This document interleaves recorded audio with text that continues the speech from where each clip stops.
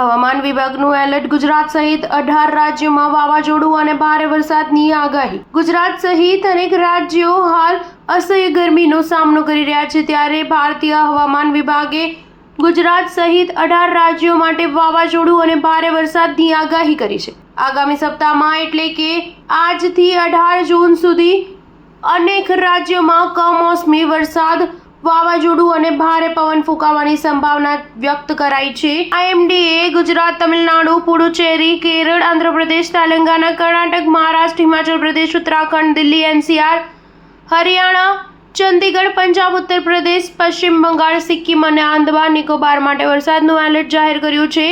તમિલનાડુ, પુડુચેરી અને કરાઈકલના જુદા જુદા ભાગોમાં 9 થી 12 જૂન વચ્ચે ભારે વરસાદ, કેરળ અને માહેમાં 9 થી 15 જૂન દરમિયાન મુશળધાર વરસાદ, રાયલસીમામાં 10 થી 13 જૂને ભારે વરસાદ, આંધ્રપ્રદેશના દરિયાકાંઠા વિસ્તારો અને યનમમાં 11 થી 12 જૂન ભારે વરસાદ, તેલંગાનામાં 12 જૂને મુશળધાર વરસાદ, કર્ણાટકમાં 9 થી 10 જૂને વરસાદ, લક્ષદ્વીપમાં 13 જૂને ભારે વરસાદ, કર્ણાટકના દરિયાકાંઠા વિસ્તારોમાં 11 થી 15 જૂન વચ્ચે વરસાદ પડવાની સંભાવના વ્યક્ત કરી છે.